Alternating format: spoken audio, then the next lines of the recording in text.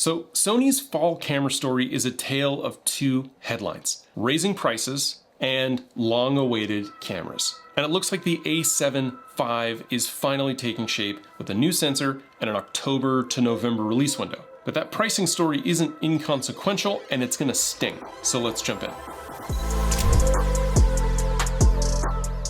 So we've had 3 price hikes in 1 year. Tariffs are pushing Sony cameras and lenses up again, and even the vlog bodies now aren't spared. Sony has now implemented its 3rd price increase of 2025 following earlier bumps in May and July, with the latest round landing in September. The first hike back in May saw some buyers paying as much as 30% more at retail. After President Donald Trump said that he would continue with tariffs, Sony raised prices again in July by as much as 7%. What looked like the end wasn't, and a fresh round of September increases are taking prices up as much as another 22%. And the impact really isn't evenly divided across the lineup. The A7CR, Sony's compact full-frame option aimed squarely at travel-focused shooters, has kind of the largest increase of the group. Right behind it are the flagships, the A7R5 and the sports-focused A9 III. The report specifically notes that the A9 III is now $400 more than before. The A7R5 is also cited at almost $400, with that jump being tied specifically to tariffs. Even Sony's vlog series cameras have seen a bump,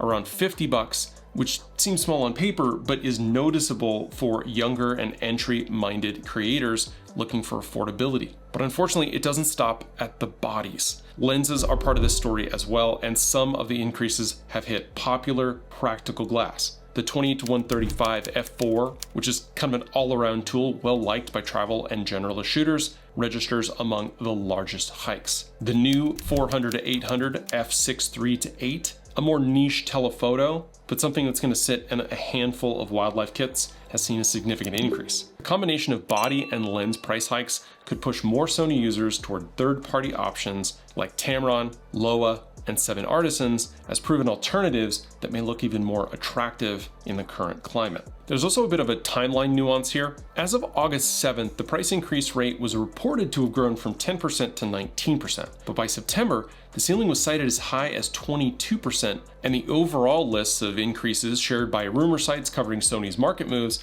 showed clear upticks over the July numbers. At the time of that report, Sony hadn't made an official comment, and while Sony isn't alone in executing second or third waves of hikes, the takeaway for US buyers is pretty blunt. There's no clear end date for tariff-driven adjustments. I think many users will just hold off on buying new gear, or buy now in the hopes that there won't be more increases down the road, which I know is something I did as a Canon user. So if you're feeling squeezed, you're not imagining it, this is real. Broad-based moves across bodies and lenses, increasing prices across the board. So the only thing we can really do is kind of keep an eye on retail pricing week to week, and if you see something, jump on it. But next, I want to do a bit of a deep dive into the A7V. Let's talk leaks, timelines, and what the new sensor might actually mean. It feels like the A7V is finally moving from rumor to runway, with a new sensor in the cards and an announcement window narrowing to October, November of this year. Now, according to a number of rumor sites, including Sony Alpha Rumors,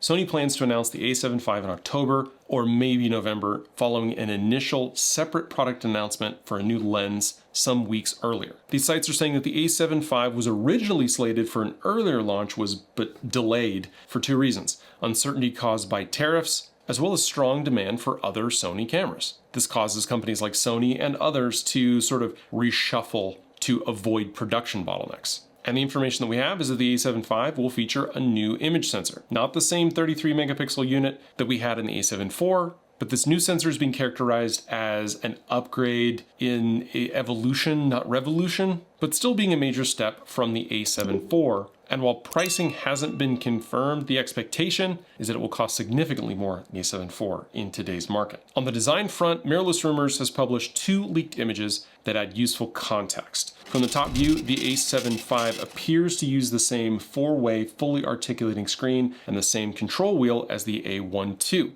The top right plate looks to mirror the A7 IV's layout, and it does not adopt the A1's grip design. From the second image, the camera appears to carry a 33 megapixel sensor. but the expectation is that that is not the same silicon from the A7 IV, but an upgraded, evolved version. And Digital Camera World is echoing the October-November timing question, citing Sony Alpha rumors as the reliable source and reaffirming that the A7 V will use a new sensor, not the A7 IV's 33 megapixel unit. The tone is measured here though. This looks like an iterative camera rather than an inventive one, with a potentially bigger delta than what we saw from the A1 to the A1 II. These outlets are speculating as to whether or not the A7 V could retain the full 33 megapixel resolution while moving to potentially a partially stacked architecture, similar to the concept that we have in the Nikon Z6 III, which kept its 24.5 megapixel count, but used a partially stacked chip to speed up readout. And if Sony goes that route, it would dovetail with a target market that cares about hybrid performance and speed. The hope being, obviously, that this improved sensor would be able to improve the 10 frame per second burst ceiling,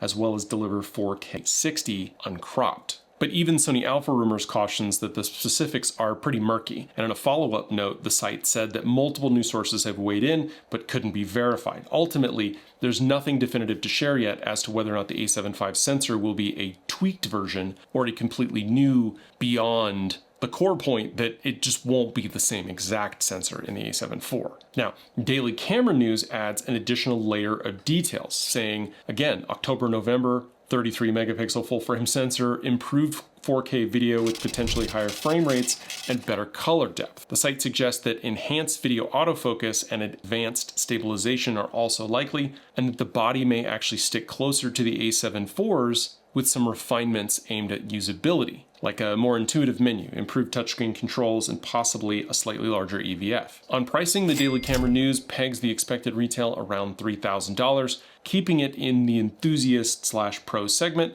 with a body only. Kit variants likely also available at launch. Now, if Sony Alpha rumors' broader market take pans out, Sony is leaning into its strength. It's assembling a balanced spec sheet that classes out rivals in the same tier, including the upcoming R6 Mark III. They also hint that the Sony is planning to speed up releases in the coming months. They've even floated the idea of the FX3 II, that it might be the next camera on the horizon. Though Digital Camera World, for its part, is framing the A7 series as moving past the entry-level full-frame segment, a gap now filled by models from Nikon like the Z5 and Z5 II and Canon's EOS R8, moving the A7 into a more performance-focused hybrid role. Now, you put all that together and the picture is pretty consistent. We have a fall announcement window, we have a new sensor that likely prioritizes speed and some hybrid use, some iterative body updates, and pricing that reflects the current market. Now, if you're aiming at an A7 IV upgrade, does a potentially faster 33 megapixel platform with maybe stronger 4K,